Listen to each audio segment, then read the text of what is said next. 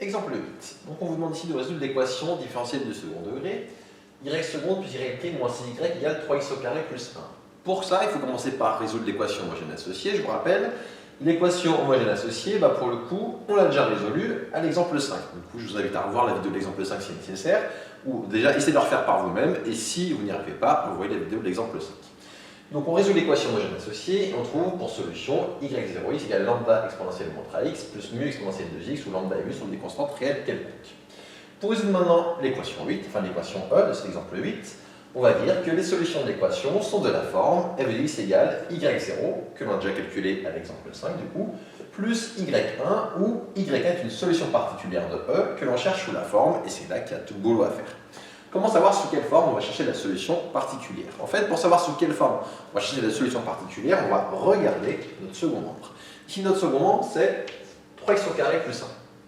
Je remarque, ici, la méthode de la variation de la constante, ça ne marche pas. Ça marche que pour les équations d'ordre 1, la méthode de la variation de la constante. Pour l'ordre 2, c'est différent. Donc, dans ce cas de figure, le second membre, c'est quoi? C'est un polynôme de degré 2. Du coup, assez intuitivement, ce qui va se passer, d'ailleurs, dans tout, je vais être très général ici, dans tous les exemples qui vont suivre, pour l'ordre 2, on va savoir résoudre quand le second membre va être ce que j'ai envie de dire, stable par dérivation. Qu'est-ce que je veux dire par là? Quand je dérive un polynôme, ça reste un polynôme. Ce qui se passe, c'est que le degré diminue. Donc là, pour que à droite j'ai un polynôme, il faut qu'à gauche j'ai également un polynôme, oui, j'ai une égalité. Du coup, ma solution particulière, je vais la chercher sous la forme d'un polynôme. Et là, la question que je vais me poser, c'est polynôme, mais comment? Est-ce que je peux être plus précis? La réponse est, à droite j'ai un polynôme de degré 2, donc à gauche il faut également un polynôme de degré 2. Et pour avoir un polynôme de degré 2 à gauche, regardons. Si je choisis y, c'est ce qui est mon y1, si je prends degré 2, sa dérivée première va être de degré 1, sa dérivée seconde va être une constante. Quand je ferai la somme des 3, j'aurai bien du degré 2. Je vous rappelle, il faut prendre le plus grand des degrés pour faire la somme de polynômes. Du coup, y1, ma solution particulière, je vais la prendre sous la forme, je reviens et je reprends ma phrase. Je regarde mon second membre est un polynôme de degré 2, je vais chercher ma solution particulière sous la forme d'un polynôme de degré 2. Et un polynôme de degré 2, de façon générale, c'est écrit sous la forme ax au carré plus bx plus c. Qu'est-ce que je vais faire de ça à présent? Du coup, moi, ce que je sais sur y1, c'est que c'est une solution particulière de E. Ce que ça signifie, c'est que quand je vais injecter y1 dans l'équation là-dedans, je vais trouver 3x au carré plus 1. Pour injecter y1 dans l'équation là-dedans, qu'est-ce qu'il faut que je fasse? Il me faut sa dérivée première et sa dérivée seconde. Du coup, je vais commencer par calculer ça, la dérivée de ce terme, puis encore une fois, redériver. Donc, on va faire ça ici. y1'. Donc y1', ça va valoir dérivée de ax au carré, ça fait 2ax, plus dérivée de bx, ça fait b, plus dérivée de c qui fait 0. Il me faut aussi la dérivée seconde, que je vais calculer là. Donc y1 seconde de x, ça va me donner 2a. Et maintenant que j'ai y là, sa dérivée première, sa dérivée seconde, on voit pas très bien sa dérivée seconde, je vais injecter là-dedans. Je vais dire, on sait que y1 est une solution de E, est une solution de E, donc ce que je sais, c'est que y1 seconde plus y1' moins 6y1 égale 3x au carré plus 1. Et je remplace.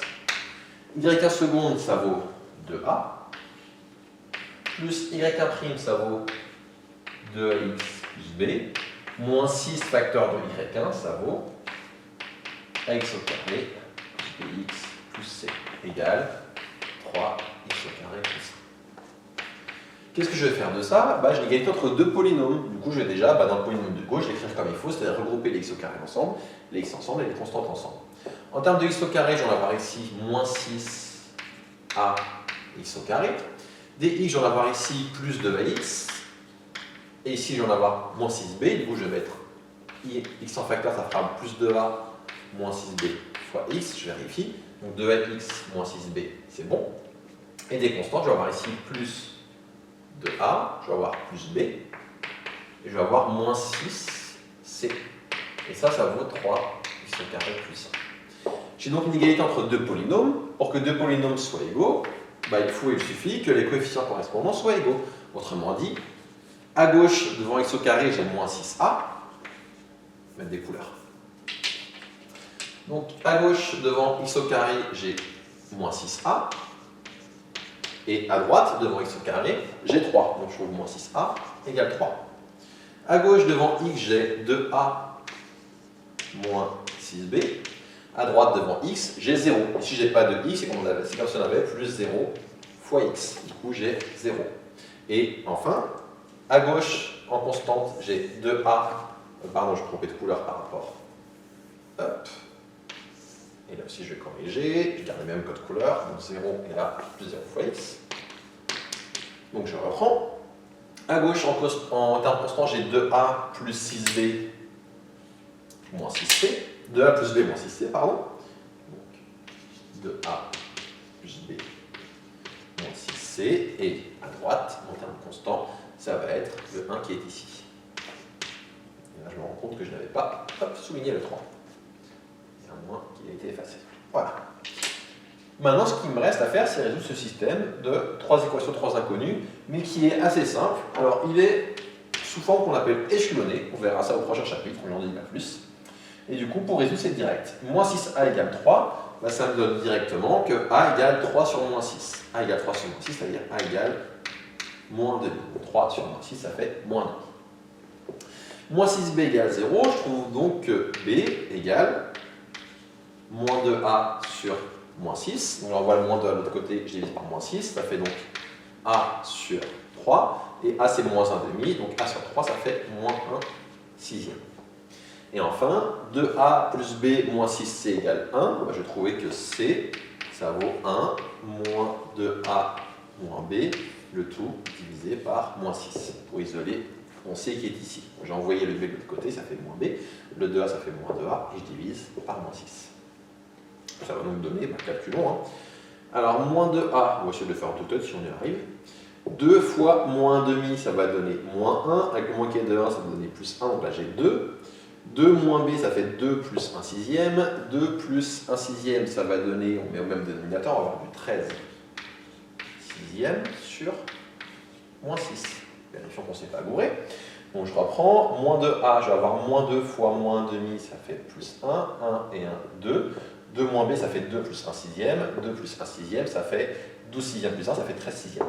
13 sixièmes sur moins 6, je trouvais du moins 13 sur 36. Donc, on a trouvé A, on a trouvé B, on a trouvé C. Conclusion, on a trouvé Y1. On peut ici déduire que donc, Y1 de x égale, donc A c'était moins 1,5, ça fait moins 1,5 x au carré. B c'est moins 1 sixième x. Et C c'est moins 13 sur 36. Une fois qu'on a Y1, bon, on a fini. Pourquoi? Parce que là, comme il n'y avait pas de données initiales, je peux directement conclure et reprendre ce que j'avais ici. Au final, on a que donc, f de x égale y0, on l'avait calculé donc, dans l'exemple 5, c'est lambda exponentielle moins 3x plus mu exponentielle 2x, et plus y1 qui vaut moins 1,5 x au carré, moins 1 sixième x et moins 13 sur 36. Avec les constantes lambda et nu, justement, avec lambda et nu qui sont des constantes canoniques. Et ça termine la résolution de cette équation du second degré. Donc vous voyez que la structure c'est la même que pour l'ordre 1, c'est-à-dire les solutions sont de la forme y0 plus y1. Y0 pour trouver, on l'a vu dans une vidéo précédente, je vous laisse revoir, et Y1, il faut trouver une solution particulière. Là encore, ça dépend du second membre, mais la méthode n'est pas la même que pour l'ordre 1. La méthode, c'est on regarde le second membre et on prend quelque chose du même ordre. Là, comme j'avais un polynôme de degré 2, là j'ai pris un polynôme de degré 2 écrit de façon totalement canonique. Ça termine cet exemple.